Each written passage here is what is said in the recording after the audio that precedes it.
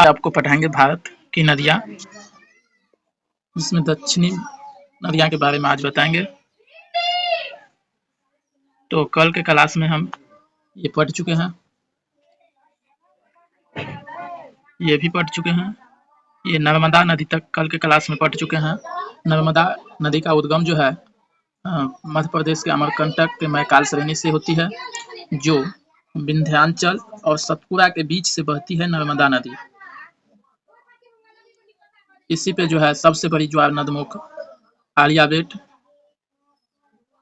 बनाती है। भारत की सबसे बड़ी ज्वार नदमुख आर्यावेट बनाती है। नर्मदा नदी पर बनी परियोजना, तो इस पे जो है ओमकेश्वर का बांध जो है नर्मदा नदी पे है, महेश्वर का बांध नर्मदा नदी पे है, सरदार सरोवर बांध इसी पे है, इंदिरा सागर बांध इसी पे है। तो नर्मदा नदी पर बनी परियोजना जो है 4 है, ओमकेश्वर बांध, महेश्वर बांध, सरदार सरोवर बांध, इंदिरा सागर बांध है। अब हम देखते हैं नर्मदा की सहायक नदियां।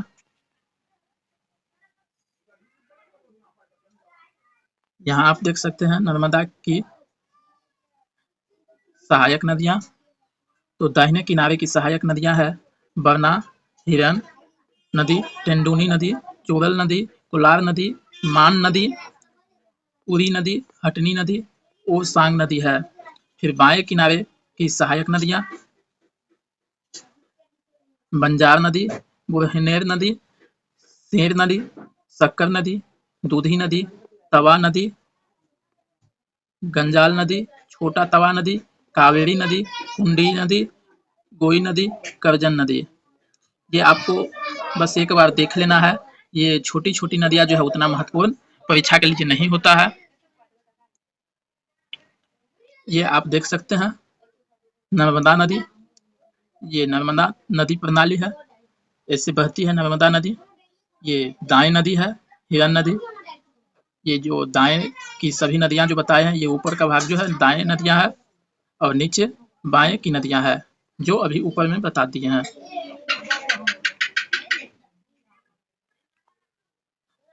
ताप्ती नदी, इसे हम तापी नदी भी कहते हैं। इस नदी का उद्गम मध्य प्रदेश के बैतूल जिले के महगौब से होता है। यह नदी सतपुड़ा के दक्षिण भ्रंश से होकर बहती है। इसकी कुल लंबाई 724 किलोमीटर है, जो खंभात की खाड़ी से होते हुए अरब सागर में मिल जाती है। अब यहाँ देखते हैं, ये ऊपर है विंध्याचल, ये सतपुड़ा, तो बीच से नर्मदा नदी बहती है। उसके नीचे इसमें जो बताया है सतपुड़ा, ये है सतपुड़ा के दक्षिण से जो है ताप्ती नदी बहती है। यहाँ से सतपुड़ा के दक्षिण से ताप्ती नदी बहती है।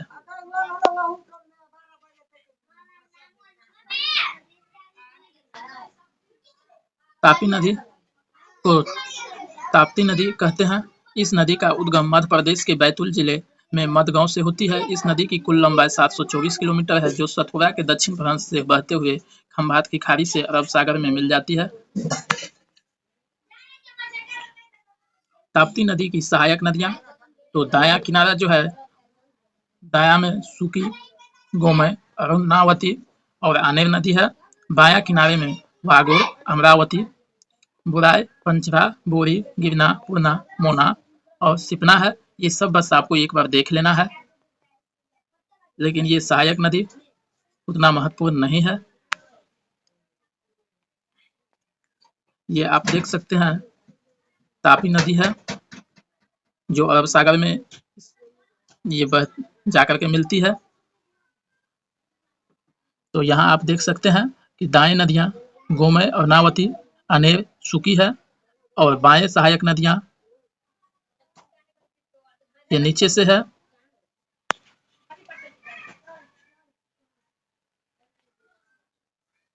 साबरमती नदी, साबरमती नदी का उद्गम जो है राजस्थान के अरावली के उदयपुर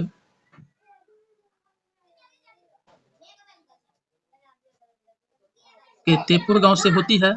साबरमती राजस्थान के उदयपुर के अरावली के तेपुर गांव से होती है। इसकी कुल लंबाई 371 किलोमीटर है। साबरमती खंभात की खाड़ी से होते हुए अरब सागर में मिल जाती है। यह नदी दो धाराओं से संगम से निर्मित होती है। साबरमती दो धाराओं से बनी है, एक साबर नदी और एक हाथमती नदी। तो दोनों से मिलने के बाद ये साबरमती नदी बनाती है। तो पहला नदी है साबर नदी, दूसरा हाथमती नदी। ये दोनों का धारा एक जगह मिलने के बाद वहां से जो है साबरमती नदी बनाती है। इसका उद्गम राजस्थान के अरावली से होती है, तेपुर गांव से। माही नदी, इस नदी का उद्गम मध्य प्रदेश के धार जिले से होती है, जो विंध्याचल पर्वत के से है। इस नदी का उद्गम मध्य प्रदेश के विंध्याचल पर्वत के धार जिले से होती है। इस नदी की कुल लंबाई 583 किलोमीटर है। यह नदी खंभात की खाड़ी से होते हुए अरब सागर में मिल जाती है। माही नदी कर्क रेखा को 2 बार काटती है।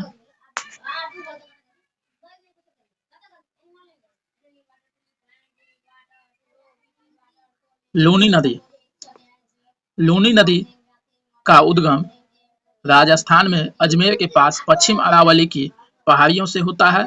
इस नदी की कुल लंबाई 511 किलोमीटर है। यह राजस्थान की जीवन रेखा है।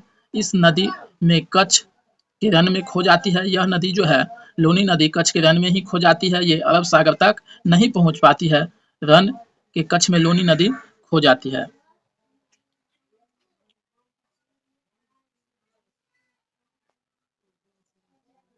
अब प्रायद्वीपीय भारत की पूरब की ओर बहने वाली नदियां, ये सभी जो ऊपर पढ़े हैं ये पश्चिम की ओर बहने वाली नदी थी। अब पूरब की ओर बहने वाली नदी है पहला महानदी, गोदावरी, कृष्णा, कावेरी। पूरब की ओर बहने वाली 4 नदी है, महानदी, गोदावरी, कृष्णा, कावेरी। पूरब दिशा में बहने वाली मुख्य 4 नदियां हैं जो बंगाल की खाड़ी से बड़ी डेल्टा बनाते हुए मिल जाती है।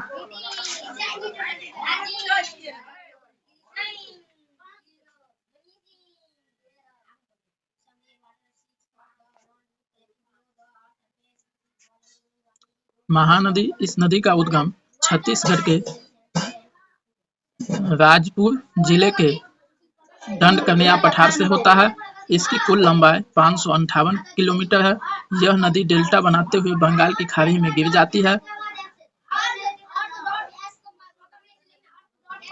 संबलपुर में इसी नदी पर हीराकुंड बांध बना हुआ है। विश्व की सबसे लंबी बांध उड़ीसा में है, हीराकुंड बांध।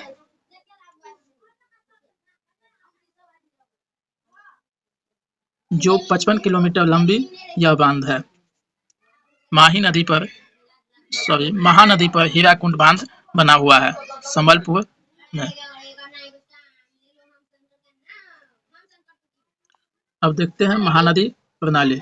महानदी बेसिन छत्तीसगढ़ और उड़ीसा राज्य और झारखंड, महाराष्ट्र और मध्य प्रदेश के तुलनात्मक रूप से छोटे हिस्सों तक फैला हुआ है, जो 1.4 लाख वर्ग किलोमीटर क्षेत्र को सुखा देता है।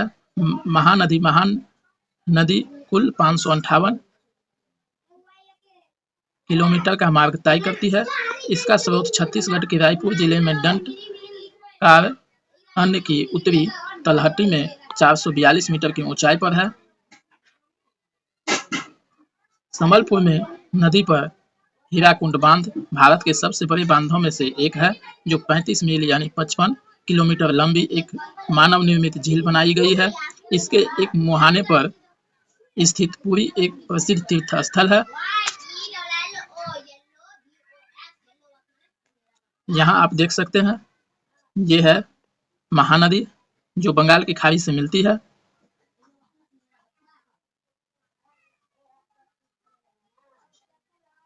ये मंड है, इसकी सहायक नदी है महानदी की।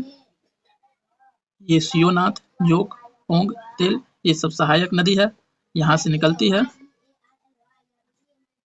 और ये अरब सागर नहीं, बंगाल की खाड़ी से मिल जाती है। ये यहाँ से निकल करके बंगाल की खाड़ी से मिल जाती है। मध्य प्रदेश से निकल करके ये बंगाल की खाड़ी से मिल जाती है।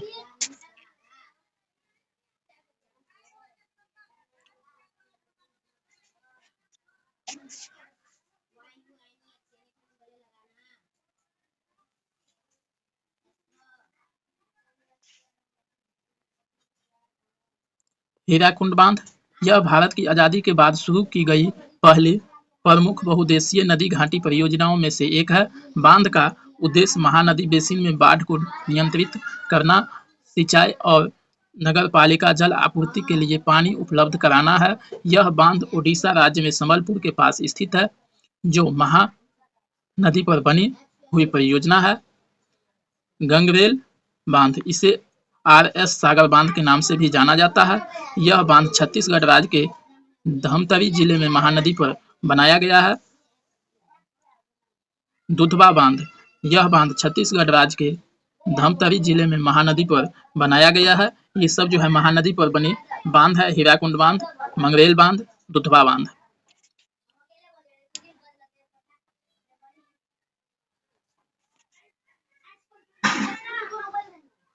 गोदावरी नदी प्रणाली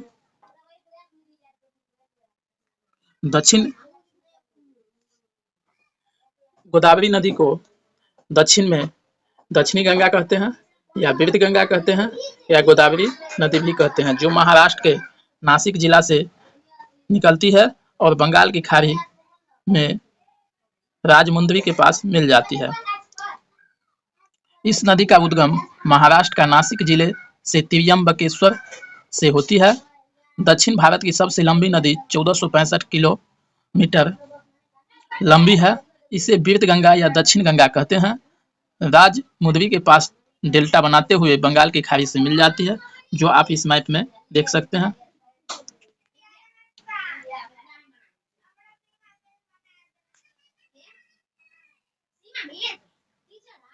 गोदावरी नदी प्रायद्वीपीय भारत की सबसे बड़ी नदी है। इसकी आयु, आकार, लंबाई के कारण इसे दक्षिण गंगा या वृद्ध गंगा या बूढ़ी गंगा के नाम से जाना जाता है। गोदावरी नदी का उद्गम स्रोत यह महाराष्ट्र राज्य में नासिक जिले के पश्चिमी घाट में स्थित त्र्यंबक नामक स्थान से निकलती है।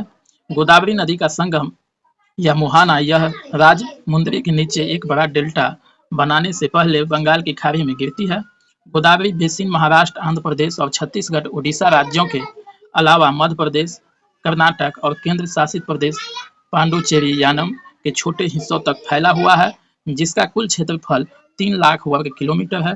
गोदावरी की उत्पत्ति से लेकर बंगाल की खाड़ी में गिरने तक की कुल लंबाई 1465 किलोमीटर है, जो हम पहले मैप में आपको बता दिए हैं, आप देख भी लिए हैं।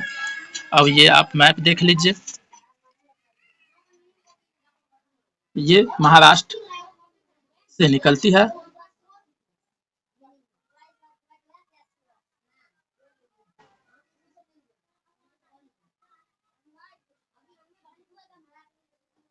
ये निकलती है और यहाँ बंगाल के खाड़ी से मिल जाती है। ये महाराष्ट्र के त्र्यंबकेश्वर पहाड़ी से निकल करके यहाँ बंगाल के खाड़ी से मिल जाती है।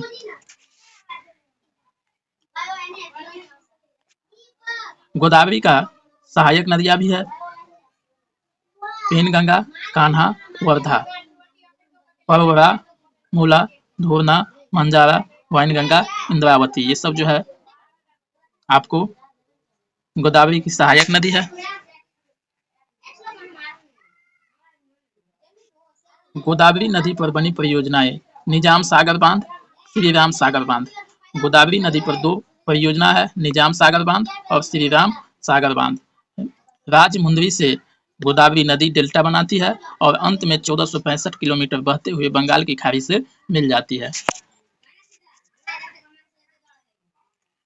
ये गोदावरी की बाएं सहायक नदियां हैं, जो आप देख सकते हैं। ये दाहिने सहायक नदियां हैं।